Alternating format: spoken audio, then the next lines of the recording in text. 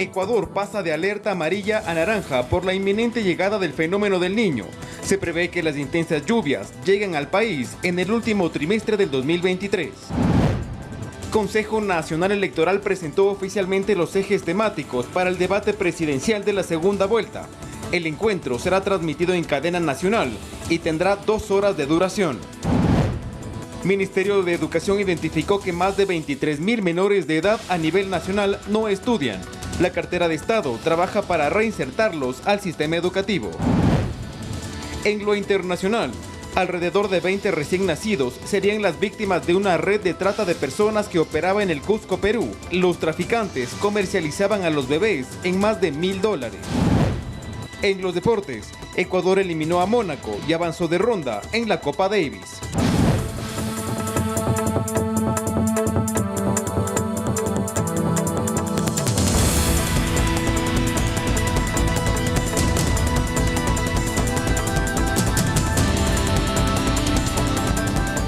Amigos televidentes, buenas noches, ¿cómo están? Bienvenidos a Noticias 7, emisión estelar este lunes 18 de septiembre. Amplia información para todos ustedes. Fernando, ¿cómo estás? Buenas noches. ¿Qué tal, Meche? ¿Cómo andas? Un fuerte abrazo para ti, gran inicio de semana para todos. Acá arrancamos con nuestra oferta informativa.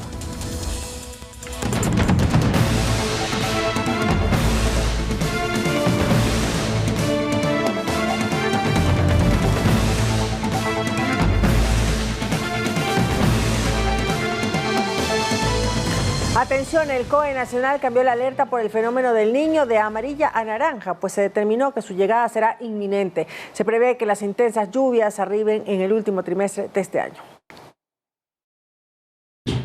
Es un hecho. Sí o sí el fenómeno del Niño llegará a nuestro país, pues según las autoridades ya existen 99% de probabilidades y por ello se decidió cambiar la alerta de amarilla a naranja. Que el cambio de alerta a naranja no necesariamente significa que va a comenzar a llover mañana o pasado en el territorio ecuatoriano.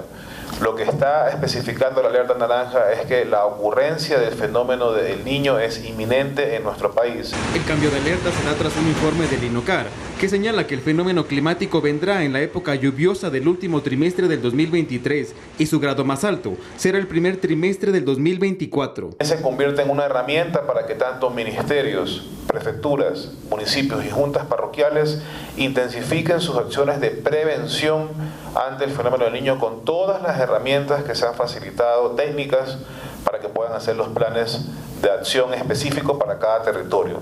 Además, desde octubre, el buque Orión del Instituto Oceanográfico y Antártico de la Armada partirá mar adentro para realizar un monitoreo del fenómeno del Niño. Y a plantar una boya oceanográfica para hacer mediciones permanentes, para ir monitoreando el ingreso de aguas cálidas que vendrían desde el Pacífico Central hacia el Pacífico Oriental. Dentro de la resolución del COE también se encargan tareas legales para el CONGOPE y la Asociación de Municipalidades del Ecuador. Presentarán a la Corte Constitucional un amicus curiae respecto al decreto ley de gestión de riesgos y desastres que permita dar celeridad a los procesos de contratación pública y transferencia de maquinaria a los GATS. Para que la Corte Constitucional definitivamente nos pueda entregar esa maquinaria que está incautada producto de minería ilegal y que tanto beneficio traería no a los prefectos y a los alcaldes únicamente, sino a todos los ecuatorianos. La alerta naranja se mantendrá siempre y cuando las condiciones climáticas indiquen la inminente llegada del fenómeno del Niño. En el caso de que todo mejore, podríamos bajar la alerta a amarilla. Edison Saavedra, Noticias 7.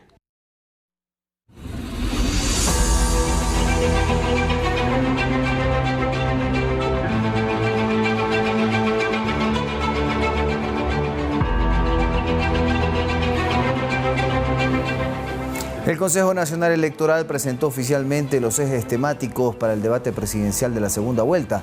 El ejercicio democrático tendrá una modalidad diferente para permitir más tiempo en la intervención de cada candidato.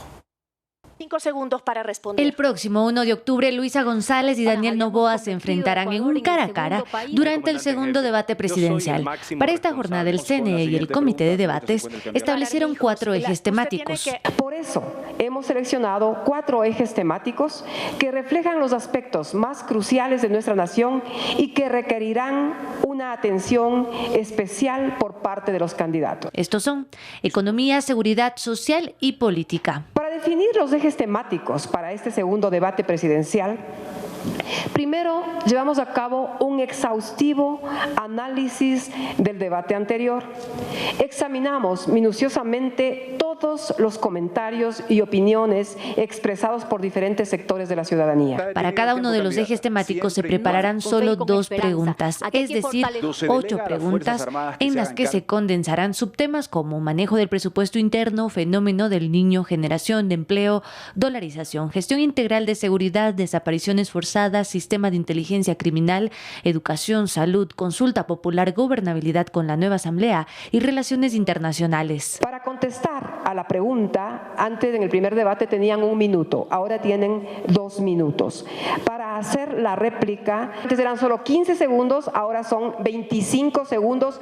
Para responder a esa pregunta tienen 1 minuto, ¿no? El próximo 26 de septiembre se hará un sorteo público para establecer el orden de participación de los candidatos. Se prevé que el debate durará 2 horas. Carolina Basante, Noticias 7. Urgentes propone su candidatura para alcanzar una visión. El director de la DINASED, Freddy Zarzosa, dio nuevos detalles sobre el asesinato del alcalde de Manta, Agustín Intriago, en julio pasado. Por ejemplo, lo que hicieron los aprehendidos en este caso previo a cometer el crimen. Además, reveló que hay una nueva modalidad para cometer el delito de asesinato.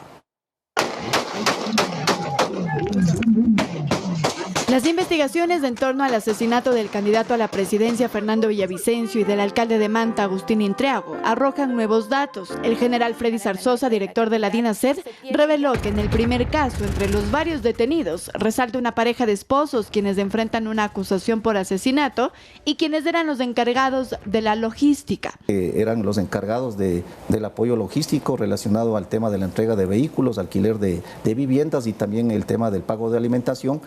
Y paralelamente un ciudadano que vive en la ciudad de Manta y tenía una actividad comercial de venta de agua, y este vehículo sirvió para que se realicen los seguimientos al señor alcalde el día de los hechos. En cuanto al crimen de Fernando Villavicencio, las investigaciones también han revelado que los implicados en el asesinato de Villavicencio llevaban viviendo 1 año en Ecuador. Hace 1 año entonces ellos vivían aquí en el Ecuador, quiere decir que los reclutan aquí en el Ecuador y no en Colombia. Bueno, hay algunos que de acuerdo a la trazabilidad y levantamiento de información nosotros podemos establecer de que existen contratos de arrendamiento de 1 o 2 años. Entonces nos da a entender de que efectivamente ellos, de los 6, pocas personas estaban aquí permaneciendo en el país. En ambos casos, el asesinato de Intriago y Villavicencio, se detuvo a personas extranjeras. A decir de Zarzosa, eso revela la nueva modalidad en la que se contrata sicarios de otros países que vienen, cometen el crimen y regresan a su país de origen. Entonces aquí estamos viendo el tema de una transculturación del crimen a través del tema de la migración, específicamente de ciudadanos extranjeros que vienen, cometen su hecho violento y posterior retornan a su lugar de origen. Andrea Orbe, Noticias 7. En lo que va del año, 118 personas de alta peligrosidad han sido capturadas, según informó la Policía Nacional. Este fin de semana se detuvo a 3 ciudadanos, 2 de ellos con boleta roja de la Interpol. Si hay una lista en la que nadie quisiera estar, es en la de los más buscados. Este ranking se divide en el Ecuador por ubicaciones y tipo de delitos cometidos. Es así que, por ejemplo, Germán Cáceres era el más buscado por hechos relacionados con violencia de género, mientras que alias Churón estaba entre los 20 por delitos de ejercicio público. Este fin de semana lo capturaron en Brasil. De acuerdo a la trazabilidad de este tipo de casos, lo primero que pretende la persona sospechosa que está perseguida por las autoridades competentes es primeramente minimizar el tema de su trayectoria. Esto que implica pasar por puertos fronterizos no autorizados y segundo, específicamente establecerse en sitios de pequeños poblados en donde no llame la atención. Alias Churón sería el responsable del sicariato de Jaime Villagómez en 2022 en San Borondón y al igual que muchos delincuentes, fugó del país para evitar a la justicia. Lo mismo trató de hacer Franji Benaventa, quien fue localizado en Costa Rica. A él se lo acusa de asfixiar al mayor del ejército Edison Osorio Cárdenas en marzo del 2021 en Amaguaña. El ciudadano fue ubicado inicialmente en Colombia, abandonó de manera irregular Colombia y se trasladó a través de Panamá por vía terrestre a Costa Rica, donde finalmente fue detenido por las autoridades de ese país. El ciudadano también está a la espera de su proceso formal de extradición. A quien ahora vemos en pantalla es a Julio Iván Gurumendi, de 51 años, atrapado en Durán y acusado de violar a una niña de 12 años en Milagro, provincia del Guayas, también en 2021. Aprovechando su relación de familiaridad, su relación de parentesco, y que era tío político de la víctima. Permaneció escondido por 2 años hasta este fin de semana y era considerado el quinto más buscado de la provincia. La Policía Nacional señaló que 34 de los más buscados en el Ecuador ya han sido capturados, al igual que 84 sujetos requeridos por la justicia por su alta peligrosidad. De esta cifra total, 17 ciudadanos capturados han sido localizados y ubicados en el exterior, en el extranjero. Estas labores explican que se deben a acciones coordinadas con la Interpol y otras naciones para que paguen por los execrables delitos cometidos. Lautaro Andrade Castro, Noticias 7. La Policía Nacional capturó a 2 presuntos vacunadores que operaban en la parroquia de Calderón, en el norte de Quito, en donde extorsionaban a restaurantes y otro tipo de negocios. Los sujetos pertenecerían a los grupos delictivos que exigen altas sumas de dinero en los locales, amenazándoles de que no hacerlo atentarían contra su vida. Los supuestos vacunadores fueron aprehendidos con armas de fuego y varias municiones. Por el momento se investiga si están relacionados con el asesinato de un hombre que se negó a pagar la extorsión. A propósito de este caso, la policía informó que ya está en vigencia un plan antivacunas con los moradores, pero se necesita que denuncien. Escuchemos. Lamentablemente el día miércoles 13 de los Corrientes a las 20 horas tuvimos el llamado de alerta del ECU 911 al restaurante La Casa de las Menestras, en donde se habían producido unos disparos. Lamentablemente tuvimos un herido y un fallecido. Se brindó los primeros auxilios a la persona que fue trasladada hasta el hospital de Eugenio Espejo por la gravedad. No obstante, necesitamos de que recibí la denuncia verbal. Estamos acantonados aquí junto al hospital regional.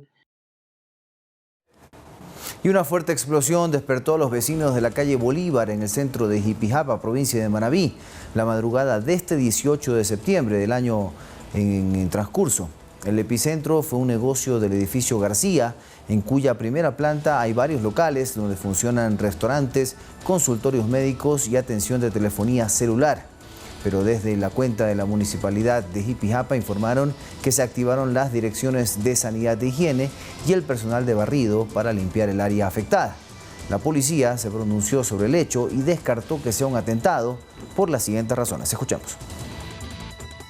Y la hipótesis que se maneja es de que hubo una explosión, pero desde adentro hacia afuera. Esto es lo importante recalcar. Es decir, posiblemente se olvidaron abierta una perilla de gas o hizo explosión una bombona de gas doméstico. Producto de aquello existen daños materiales en otros locales adyacentes y también tenemos 3 personas heridas que habían estado transitando por el lugar. Estas personas han sido valoradas por los médicos del sector y han sido dados de alta porque presentan laceraciones leves. Atención, varios sujetos vulneraron la seguridad de un establecimiento educativo en Esmeralda. Según los padres de familia, esta es la 4ª ocasión en que la institución es blanco de estos delincuentes. Delincuentes lograron eludir la seguridad de una institución educativa en la ciudad de Esmeraldas. Los padres de familia sostienen que no es la primera vez que la institución es víctima de un robo. Mire, esta es la 4ª vez. Anoche sucedió que se metieron de nuevo, la policía nunca llegó, se llamó a las autoridades, pero tampoco se hicieron presentes. Dicen que hay un botón de pánico, pero aquí el botón de pánico no se manifiesta, no se ve en nada. Las personas que viven cerca también de la institución, que nos ayuden, dándonos, no sé, un ojito, cuidándonos, porque de todas maneras aquí hay niños, aquí estudian niños. De acuerdo con las investigaciones iniciales, los delincuentes ingresan a las aulas y oficinas de la institución a través de los techos para sustraer materiales educativos. Queremos pedirles a las autoridades que nos ayuden, porque ya nos hemos quedado sin la sala de computación. Está vacía totalmente. El temor de nosotros los padres es que se metan y y agredan a uno de los niños o a quitarle sus pertenencias a los niños. Hemos solicitado una entrevista con la directora distrital de Educación en Esmeraldas para conocer los esfuerzos conjuntos que están llevando a cabo con la Policía Nacional. Sin embargo, aún estamos a la espera de una respuesta, mientras que los padres de familia están solicitando un aumento en la presencia policial de forma regular para proteger la escuela y prevenir futuros ataques. Luego de 4 meses de la disolución de la Asamblea Nacional, todavía quedan liquidaciones y procesos de exfuncionarios en trámite. Los antiguos servidores del Legislativo denuncian incumplimientos legales y piden la intervención de las autoridades. La aplicación de la muerte cruzada no solamente significó enviar a la casa a los 137 legisladores, sino también a cientos de trabajadores de la Asamblea que fueron despedidos. Ahora, 4 meses después, muchos siguen a la expectativa de sus liquidaciones y finiquito de haberes. Los exfuncionarios conformaron el colectivo Unidos por Nuestros Derechos y en redes sociales se han pronunciado a través de comunicados en los que advierten que la administración de la Asamblea ha incumplido con la ley porque las liquidaciones se deben dar en un plazo de 30 días posteriores al cese de funciones y ya han pasado más de 120. Calculan que son unos 700 procesos pendientes. Han solicitado la intervención del Ministerio de Economía, de Trabajo, a la Administración de la Asamblea y también a los legisladores electos para el periodo 2023-2025 y que de alguna forma puedan acelerar el pago de sus haberes. De acuerdo a nuestra Constitución, existe el principio de aplicabilidad directa de la Constitución. O sea, ¿qué significa esto? Que cualquier funcionario público tiene que cumplir inmediatamente la Constitución y respetar los derechos. Ese es el espíritu. Y eso es lo que se tiene que hacer en nuestro país. También existen funcionarios en condición de vulnerabilidad que están a la espera de retomar sus labores luego de fallos judiciales a su favor. También tenemos trabajadores y trabajadoras sustitutos, que son personas que se encargan del cuidado de personas con discapacidad, tienen familiares. También hay personas adultas mayores que están dentro de los grupos de atención prioritaria. También padres solteros, que también, o sea, hay que reconocer que también para un padre solo es complicado. El Departamento de Talento Humano y la Administración de la Asamblea son los encargados de estos procesos que están paralizados. Hemos buscado su versión sobre el tema, pero hasta el cierre de este reportaje no recibimos respuesta. Carolina Basante, Noticias 7. El Consejo de Participación Ciudadana y Control Social, CPSCS, confirmó que el examen de oposición queda suspendido. Este era uno de los pasos a seguir en el concurso para seleccionar al Contralor General del Estado y estaba previsto para este martes 19 de septiembre en Quito. Tras acoger la notificación de la Comisión Ciudadana de Selección de la primera autoridad de la Contraloría General del Estado, que acató la decisión de un juez de Bucay, quien otorgó medidas cautelares a Jennifer Díaz Ortiz. Ella indicó que ese proceso ha vulnerado derechos constitucionales. La entidad calificó la decisión como ilegal y contraria expresamente al ordenamiento jurídico. No se puede presentar acciones de protección o medidas cautelares sobre decisiones de jueces constitucionales, explicó.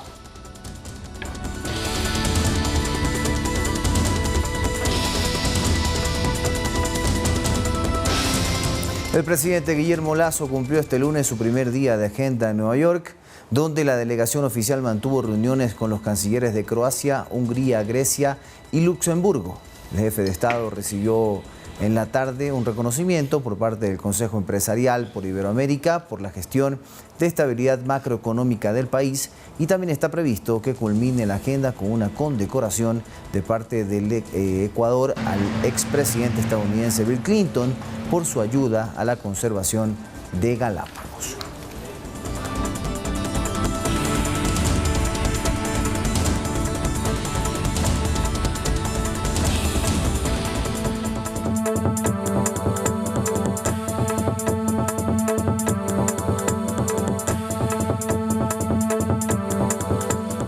Alrededor de 20 recién nacidos serían las víctimas de una red de trata de personas que operaba en el Cusco, Perú.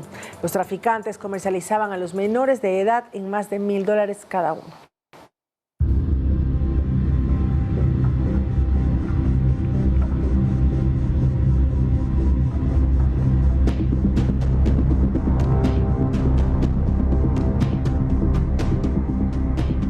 En En la ciudad del Cusco, en Perú, en este hospital, una mujer llegó con un niño en sus brazos para que le realicen un chequeo de rutina. El niño tenía apenas 14 días de nacido. Cuando la supuesta madre entró al consultorio, presentó documentos falsos y empezó a tener una actuación sospechosa que puso en alerta a la enfermera Gloria Venero. Después de haberla atendido a su bebé, otra cosa que me llamó la atención, porque siempre a las mamás les indico, a ver, quiero ver cómo me lacta, ¿no? Entonces la mamá sacó su pecho, todo, y en el momento en que el niño le acerca la boquita a su pezón, rechazaba el niño. La mujer aseguraba que habría dado a luz en su casa, pero no presentaba rastros de haber pasado por un parto.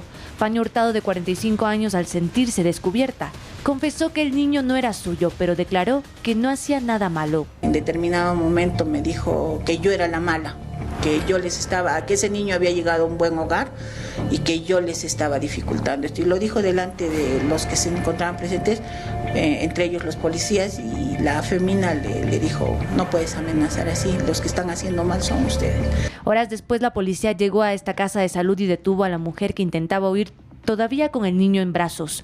Según lo expuesto por la Fiscalía del Cusco, 2 de los responsables ya cuentan con prisión preventiva por 9 meses, tras la petición del Ministerio Público. Sin embargo, detalló que uno de ellos, por su condición de transportista, recibió una medida cautelar de comparecencia con restricciones. Vínculo claro, en vista que las 3 personas han guardado el derecho del silencio, no han declarado en el proceso de investigación, pero sin embargo hemos determinado fehacientemente que existe vínculo a la presunta comisión de ilícitos penales. Sin embargo, este hecho dio paso a una serie de investigaciones que desató muchas hipótesis que señalan la existencia de una red de tráfico de bebés y de venta de fetos, pues la policía encontró una clínica clandestina que funcionaba sin la documentación adecuada y supuestamente sería el centro de operaciones de la banda. Que las personas guardaron silencio, ¿no? Es un derecho que ellos tienen, pero la policía tiene mecanismos, tiene técnica de investigación. Terminamos que existía un centro médico particular aquí en la ciudad de Cusco, en el cual había un vínculo que está por determinar si este es un vínculo laboral o de propiedad con una de las detenidas en ese momento. En los celulares de los detenidos hallaron algunos detalles preliminares que han trazado la ruta de investigación. Habían comercializado al menos a 20 recién nacidos, vendiéndolos a un promedio de $1.135. A través del programa Todos al Aula, el Ministerio de Educación identificó a más de 23.000 menores de edad fuera del sistema educativo durante el último año. Así lo explica la viceministra Diana Castellanos, quien además detalló que se trabaja en su reinserción. Se trata de un trabajo puerta a puerta el que realizan los miembros de las 316 brigadas del programa Todos al Aula a nivel nacional. Y es a través de esta estrategia que entre noviembre de 2022 y agosto de 2023 se identificaron a 23.317 niños, niñas y adolescentes que no estaban en el sistema educativo. En provincias como, además de aquellas que tienen mayor densidad poblacional, como Esmeraldas, El Oro, Morona, Santiago.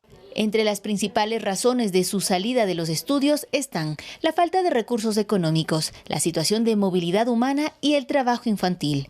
Así lo destaca la viceministra de Educación, Diana Castellanos. Estas brigadas realizan un proceso de búsqueda activa, es decir, una vez que se identifica una alerta de un posible niño, niña o adolescente que no está acudiendo a su proceso escolar, esta brigada acude al entorno familiar para poder entregar información de cómo vincularse al sistema educativo.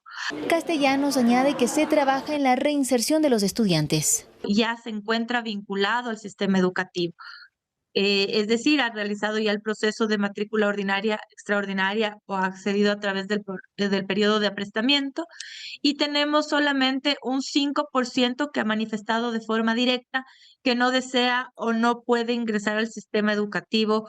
Sin embargo, las cifras de abandono escolar son más amplias. Entre enero de 2020 y 2022 superan los 90.000 estudiantes en ese periodo, de un total de 4.3 millones de alumnos matriculados. La tasa de abandono escolar está en 2.11%. no ha tenido una variación significativa antes y después de la emergencia sanitaria, no es un dato que deje de preocuparnos como el Ministerio de Educación, por lo que se han emprendido una serie de acciones y políticas públicas que nos permita atender.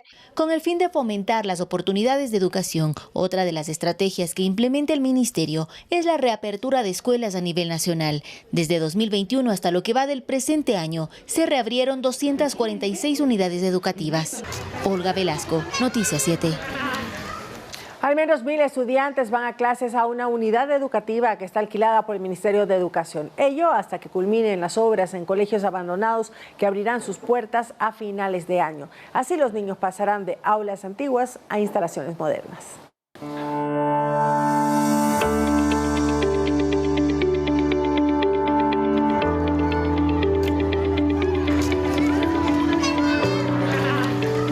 Aidan viene todas las mañanas a la escuela, pero a una que no es completamente suya. Sería injusto decir que es fea, aunque hay polvillo en el piso, las bancas ya son un poco viejas y la cancha perdió el verde intenso del césped. Me parece que podríamos tener aulas nuevas, conseguir también más juegos para jugar entre todos, una cancha para los chiquitos, para los grandes y todo eso. Aidan tiene un sueño. Me gustaría ser pintor. Pero en su actual escuela no hay la infraestructura ideal para hacerlo. Así que a este pequeño de 9 años lo sorprendimos con una noticia. En diciembre se mudará a una más grande, moderna y sobre todo nueva. Me va a dar ganas de estudiar mucho más, vamos a aprender nuevas cosas y eso me emociona. El Ministerio de Educación debe alquilar la unidad educativa Mariscal Sucre para al menos 1.000 estudiantes. El plan es traspasarlos a la unidad educativa Isabel Robalino, a 3 cuadras de distancia, y que esperan esté lista en diciembre, luego de permanecer abandonada desde el 2017. No esperamos necesariamente a que inicie el año lectivo, salvo que estemos muy cerca de la fecha de nuevo año lectivo, pero si estamos en la mitad de un año lectivo, tranquilamente podemos comenzar a utilizarla en el medio del año.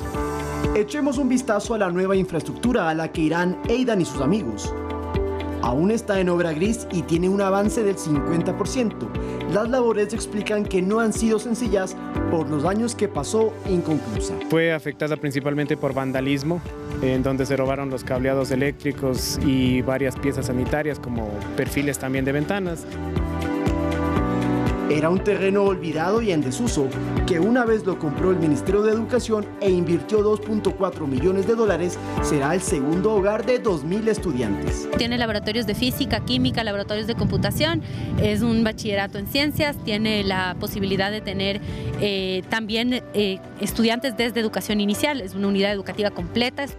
A finales de año veremos cómo Aidan y otros niños seguirán aprendiendo, divirtiéndose y bailando, pero en un lugar mejor equipado para que ir a clase sea un gusto y no un castigo. Lautaro Andrade Castro, Noticias 7. El humo del incendio en el Cerro de Chimbía causó malestar en la salud de 4 menores de edad y también obligó a la evacuación de los moradores, quienes vieron las llamas muy cerca de sus viviendas. Uno de los problemas para este tipo de incendios forestales es la quema irresponsable de basura.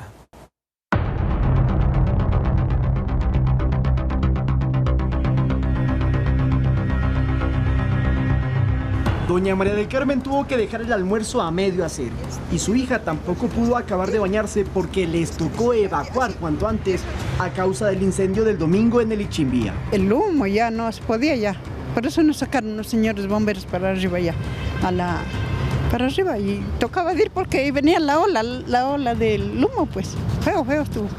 Su casa está literal en el borde hasta donde subía la humareda y el incendio se comía la vegetación. Por la emergencia, dentro de su vivienda dejó sus pertenencias y mascotas. Los perritos y los gatos los dejé adentro y de ahí nos sacaron a nosotros, nos evacuaron para arriba los señores bomberos y de ahí ellos entraron adentro, sacaron unos pollitos que tengo grandes, arriba me los fueron a dejar.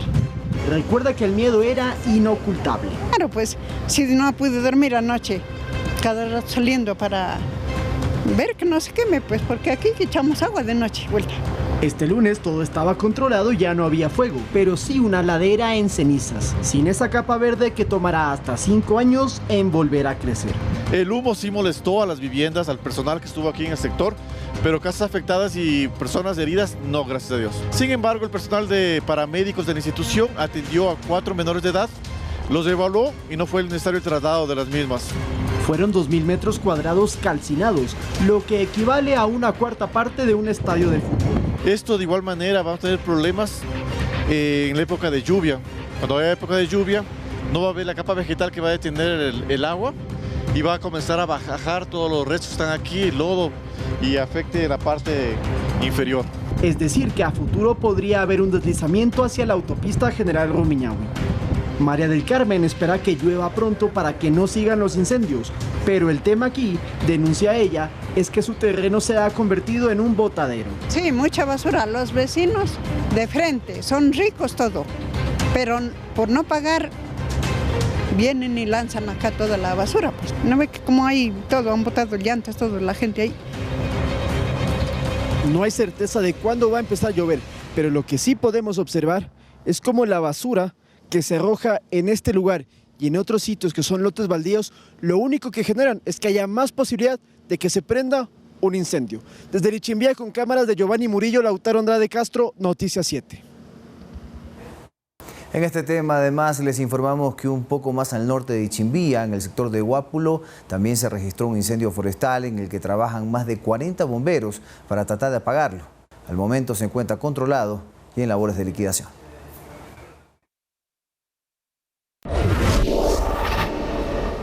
Tenemos más información para todos ustedes luego de la iniciativa denominada Carril Buses. El municipio de Quito ya habilitó una vía exclusiva de este medio de transporte público como parte de un plan piloto que inició este lunes 18 de septiembre y permanecerá hasta el viernes 22 de septiembre. Pero ¿cómo ayudará esta estrategia en el tráfico capitalino? Veamos.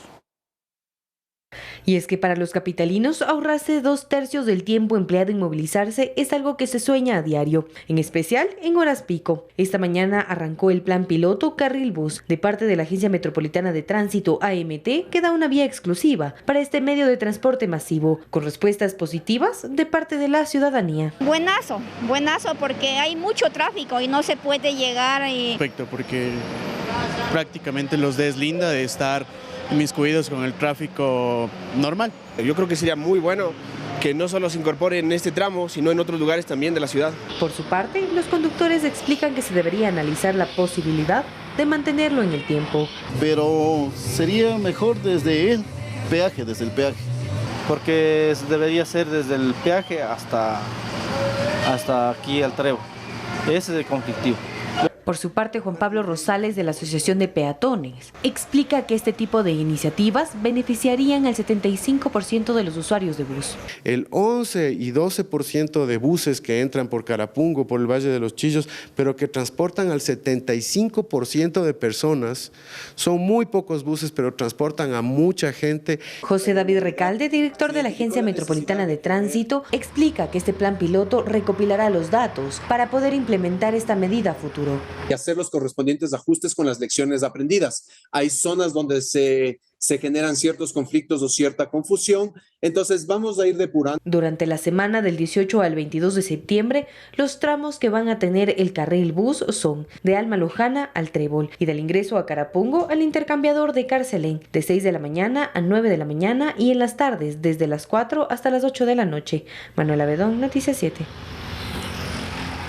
Y les contamos que en las Islas Galápagos una máquina pulveriza botellas de vidrio en apenas segundos, contribuyendo así al manejo de desechos en Santa Cruz. Conozcamos más sobre esta iniciativa. La acumulación de desechos en las Islas Encantadas es una urgencia medioambiental. Tan solo en la isla Santa Cruz se producen 20 toneladas de basura al mes y aunque esta se separa y recicla, la cantidad que puede evacuar hacia Ecuador continental para su adecuado tratamiento no es suficiente. Nosotros nos tenemos cómo sacar esa basura. O sea, seguimos amontonando y amontonando y amontonando, porque no solamente es aquí en el Fabricio Valverde, sino en el kilómetro 27. Que realmente sí se ha ido de las manos. porque el sistema de relleno sanitario sí está colapsado. Así lo asegura Fanny Uribe, alcaldesa de Santa Cruz, quien explica que en cada container solo caben 10 toneladas, mientras que el resto se queda en las islas a la espera de un tratamiento adecuado. Ante la necesidad de herramientas que les permitan solucionar este problema, Grupo AGE donó a esta localidad una máquina trituradora de vidrio importada desde Nueva Zelanda. Lastimosamente en Galápagos entran muchos turistas y se generan muchos desechos, pero es muy complicado sacar la misma cantidad de desechos que entran por día. Entonces nosotros estamos desarrollando un proyecto de manejo de residuos. Por ejemplo, el vidrio era un problema muy grave aquí porque por lo general sacan otro tipo de desechos, pero aquí en la isla Santa Cruz el vidrio se mantenía. Entonces lo que hace es moler totalmente el vidrio y este resultado, este residuo, lo puedes utilizar en construcción o en artesanías. La máquina es similar a la que ya opera en Machu Picchu, Perú, y permite que en segundos una botella de vidrio quede reducida a polvo. De esta manera ocupará menos espacio, pues aunque usted no lo crea, en este balde ya están triturados varios sacos de botellas de vidrio. Vamos con otros temas. El presidente de la Corte Nacional de Justicia, Iván Saquicela, cuestionó nuevamente el trabajo del Consejo de la Judicatura. Este lunes insistió en que Wilman Terán, presidente de ese organismo, debería renunciar y agregó que Terán fue parte de la terna de la Corte porque gozaba de la confianza del Pleno. Sin embargo, eso cambió y cuestionó su legitimidad. Saquicela, en la entrevista proporcionada a Teleamazonas, señaló que las decisiones de la Judicatura ponen en entredicho al Poder Judicial y generan inseguridad jurídica.